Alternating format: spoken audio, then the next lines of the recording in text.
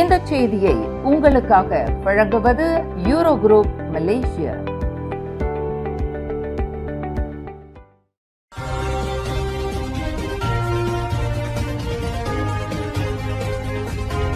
வணக்கம். திசைகளின் 5 மணி செய்திகள். இளம்பெண் சரஸ்வதி படுகொலை, இருவர் மீது குற்றச்சாட்டு. விற்பனை பணிப்பெண்ணான சரஸ்வதி படுகொலை செய்யப்பட்டு உடல் நிர்வாண கோலத்தில் மீட்கப்பட்ட சம்பவம் தொடர்பில் 2 இந்திய இளைஞர்கள் மீது கொலை குற்றச்சாட்டு சுமத்தப்பட்டுள்ளது. பட்டாலிங் ஜெயா நீதிமன்றத்தில் மஜிஸ்ட்ரேட் ஷாரில் அன்வார் முஸ்தபா முன்னிலையில் இன்று திங்கட்கிழமை நிறுத்தப்பட்ட தகவல் தொழில்நுட்ப அதிகாரியான 26 வயது கே கார்த்திக் மற்றும் ஒரு லாரி ஓட்டுநரான 23 வயது ஏ ஹரிபிரசாந்த் ஆகிய இருவரும் சரஸ்வதியை கொலை செய்ததாக குற்றச்சாட்டில் தெரிவிக்கப்பட்டது. குற்றவாளி என்று நிரூபிக்கப்பட்டால் மரண தண்டனை அல்லது கூடியபட்சம் 40 ஆண்டு சிறை தண்டனை விதிக்க வகை செய்யும் குற்றவியல் சட்டம் 302 பிரிவின் கீழ் கார்த்திக்கும் ஹரிபிரசாந்தும் குற்றம் சாட்டப்பட்டனர். கடந்த அக்டோபர் 24ஆம் தேதி மாலை 6 மணி முதல் மறுநாள் அதிகாலை 2 மணி வரை சர்டாங் ஸ்ரீகம்பாங்கன் ப்ளூ வாட்டர் எஸ்டேட் சாலை வட்டத்திற்கு அருகில் ஜலான் ஆர்கிட் என்ற இடத்தில் 24 வயதுடைய சரஸ்வதி என்ற சான்சி கியோங்கை மிக கொடூரமாக கொலை செய்து அவரை நிர்வாணப்படுத்தியதாக இருவருக்கு எதிரான குற்றச்சாட்டில் தெரிவிக்கப்பட்டது. இது கொலை வழக்காக பதிவு செய்யப்பட்டதால் குற்றம் சாட்டப்பட்ட இருவரிடம் எந்த ஒரு வாக்குமூலமும் பதிவு செய்யப்படவில்லை. இவ்வழக்கு விசாரணை ஷாலாம் உயர் நீதிமன்றத்திற்கு மாற்றப்படுகிறது. தொழிலாளர் சேமநிதி வாரியமான இபிஎஃப் இவ்வாண்டு செப்டம்பர் மாதம் வரை 9 மாதங்களுக்கு கிட்டத்தட்ட 64 பில்லியன் ரிங்கிட் முதலீட்டு வருவாயை ஈட்டியுள்ளது. இது கடந்த 2024ஆம் ஆண்டு இதே காலகட்டத்துடன் ஒப்பிடுகையில் 11 விழுக்காடு அதிகமாகும். அவ்வாண்டில் 57.58 பில்லியன் ரிங்கிட்டை இபிஎஃப் ஈட்டியதாக அந்த வாரியம் இன்று வெளியிட்டுள்ள ஓர் அறிக்கையில் தெரிவித்துள்ளது. 2025 முதலாவது காலாண்டில் 25.07 பில்லியன் ரிங்கிட்டை இபிஎஃப் முதலீட்டு வருவாயாக ஈட்டியது. இதே காலகட்டத்தில் கடந்த ஆண்டு 19.67 பில்லியன் ரிங்கிட்டை அது ஈட்டியது. இந்த தொகையானது இவ்வாண்டுடன் ஒப்பிடுகையில் 27 விழுக்காடு அதிகமாகும். இபிஎஃப்பின் முதலீட்டு வருமானத்திற்கு பெரும் பங்களிப்பாக விளங்கும் பங்குகளின் மதிப்பு தொடர்ந்து நிலைநிறுத்தப்பட்டுள்ளதாக அது குறிப்பிட்டுள்ளது. சபா சட்டமன்ற தேர்தலில் சிலாம் சட்டமன்ற தொகுதியில் போட்டியிடுவதில் இருந்து பக்காத்தான் ஹராப்பான் வேட்பாளர் அப்துல் ஹலீம் சிடேக் விலகினார். எந்தவொரு நெருக்குதல் மற்றும் அழுத்தம் இன்றி அப்துல் ஹலீம் இந்த முடிவை எடுத்துள்ளதாக சபா பிகேஆர் தலைவர் முஸ்தபா சக்மோட் தெரிவித்தார். அப்துல் ஹலீமின் முடிவை பக்காத்தான் ஹராப்பான் கூட்டணி மதிப்பதாக அவர் குறிப்பிட்டார். ஒரு தொகுதியில் விலகியது மூலம் வரும் 29ஆம் தேதி நடைபெறும் சபா தேர்தலில் பிகேஆர் 21 இடங்களில் மட்டுமே போட்டியிடுகிறது. சபாவில் உள்ள உறுப்பு கட்சிகளின் நல்லுறவை கருத்தில் கொண்டு அவர் இந்த முடிவை எடுத்துள்ளதாக இன்று வெளியிட்ட ஓர் அறிக்கையில் முஸ்தபா சக்மோட் இவ்வாறு தெரிவித்தார். பேரா கோபெங் தமிழ் பள்ளி பல்லாண்டுகளாக கரையான் அரிப்பால் சேதமுற்று வருகிறது.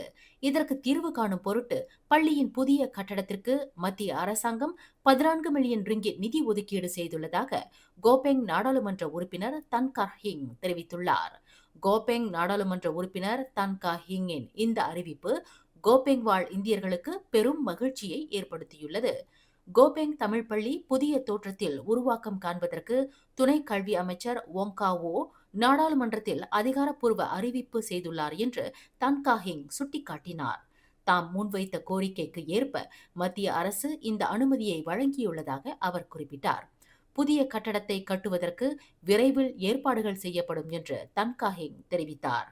கோபெங் சிம்பாங் புலாயில் உள்ள சமூக மண்டபத்தில் நேற்றிரவு தாம் நடத்திய தீபாவளி பொது உபசரிப்பு நிகழ்வில் கலந்து கொண்டு உரையாற்றுகையில் தன் கா ஹிங் இதனை அறிவித்தார்.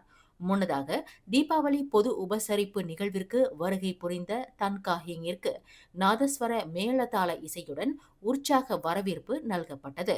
Yang telah pun datang untuk sama-sama kita meraihkan satu majlis yang penuh bermakna bagi kawasan Parlimen Gopeng. Ya, sudah tentu setiap perayaan dalam negara kita memang kita rasa ada keunikan sebab dia akan disambut oleh pelbagai kaum. கரையான் அரிப்பால் பாதிக்கப்பட்ட 55 ஆண்டுகால வரலாற்றை கொண்ட கோபெங் தமிழ் பள்ளி புதிய கட்டடத்திற்கான நிதி 13வது மலேசிய திட்டத்தில் சேர்த்துக் கொள்ளப்பட்டுள்ளதாக தன் கா ஹிங் தெரிவித்தார். Selepas inspection buat, HDK3 Kopeng telah pun disahkan berada dalam kedudukan skala 7, iaitu bangunan yang berisiko tinggi dan harus kerajaan mengambil tindakan yang cepat untuk buat satu bangunan yang baru, robohkan yang lama. Dan kami berasa sangat gembira kerana Timbalan Menteri telah pun memberikan satu maklumat yang sangat-sangat menggembirakan, dan saya nampak ini satu hadiah Deepawali bagi masyarakat Kopeng yang mana mereka telah pun lama tunggu. Diumumkan 14 juta ringgit akan diluluskan dan dimasukkan dalam rancangan Malaysia ke-13 RP1. இவ்வேளையில் பள்ளியின் புதிய கட்டட நிர்மாணிப்புக்கு பள்ளி நிர்வாகம், பள்ளி மேலாளர் வாரியம், பெற்றோர் ஆசிரியர் சங்கம் மற்றும் முன்னாள் மாணவர்கள் சங்கத்தினர் ஆகியோர் தங்களின் ஆதரவையும் ஒத்துழைப்பையும் சிறப்பாக வழங்கியதற்காக தான் கா ஹெங் தமது பாராட்டை தெரிவித்துக் கொண்டார். நாட்டிலுள்ள நெடுஞ்சாலைகளில் டோல் சாவடிகள் அல்லது ஓய்வெடுக்கும் தளங்களின் அருகில் வாகன பட்டறைகள் அமைக்கப்பட வேண்டும் என்று அரசாங்கத்திற்கு பரிகாத்தான் நேஷனல் எம்பி அஃப்னான் அமீமி தைப் அசாமுடீன் இன்று நாடாளுமன்றத்தில் பரிந்துரை செய்துள்ளார்.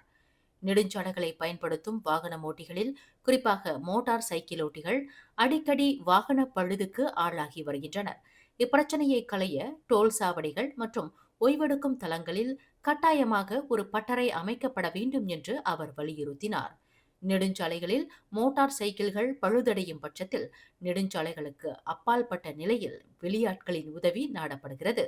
இவ்வாறு மோட்டார் சைக்கிள்கள் பழுதடையும் நிலையில் அவற்றை உருட்டி கொண்டு செல்கின்றவர்களின் பாதுகாப்பு அச்சுறுத்தலுக்கு இலக்காகி வருவதாக அந்த நாடாளுமன்ற உறுப்பினர் சுட்டிக்காட்டினார்.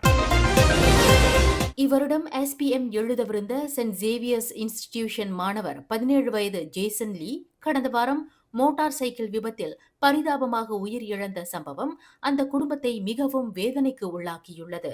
அந்த குடும்பத்திற்கு தனது ஆழ்ந்த இரங்கலை தெரிவித்துக் கொண்ட ஜெலுத்தோங் நாடாளுமன்ற உறுப்பினர் RSN ராயர் மற்றும் பாகான் நாடாளுமன்ற உறுப்பினர் லிம் குவான் எங் இருவரும் ஆறுதல் கூறும் வகையில் அந்த குடும்பத்தை நேரில் சென்று சந்தித்தனர். இவர்கள் ஜெலுத்தோங்கின் சுங்காய் பினாங்கில் உள்ள சம பிளேஸில் வசிக்கின்றனர். அம்மாணவனின் தந்தை லீ ஜென்செங், தாயார் லியூ கிங் லீ குடும்பத்திற்கு 2 எம்பிகளும் ஆறுதல் தெரிவித்தனர். ராயர் கூறுகையில், இத்தம்பதியரின் இழப்பை ஈடுகட்ட முடியாது. இருப்பினும் அவர்களின் இறுதி சடங்கு மற்றும் துக்க செலவுகளை ஈடுகட்ட என்னால் முடிந்த பங்களிப்பை கொடுத்துள்ளேன். அதோடு ஜெலுத்தோங் நாடாளுமன்ற உறுப்பினர் என்ற முறையில் நேரில் கண்ட சாட்சிகள் அனைவரும் விசாரணைகளில் உதவ முன்வருமாறு கேட்டுக்கொள்கிறேன். இதனை முழுமையாகவும் விரைவாகவும் விசாரிக்குமாறு காவல்துறையினரையும் கேட்டுக்கொள்கிறேன் என்று ராயர் கேட்டுக்கொண்டார். நாளை மறுநாள் நவம்பர் 19ஆம் தேதி புதன்கிழமை தொடங்கி 21ஆம் தேதி வெள்ளிக்கிழமை வரை 6 மாநிலங்களில் கனத்த மழை பெய்யும் என்று எதிர்பார்க்கப்படுகிறது. பெர்லிஸ், கிடா, பினாங்கு, பேரா, திரங்கானு, கிளாந்தான் ஆகிய மாநிலங்களில் இடியுடன் கூடிய கனத்த மழை பெய்யும் என்று எதிர்பார்க்கப்படுவதாக மலேசிய வானிலை ஆய்வுத்துறையான மேட் மலேசியா ஓர் அறிக்கையில் தெரிவித்துள்ளது.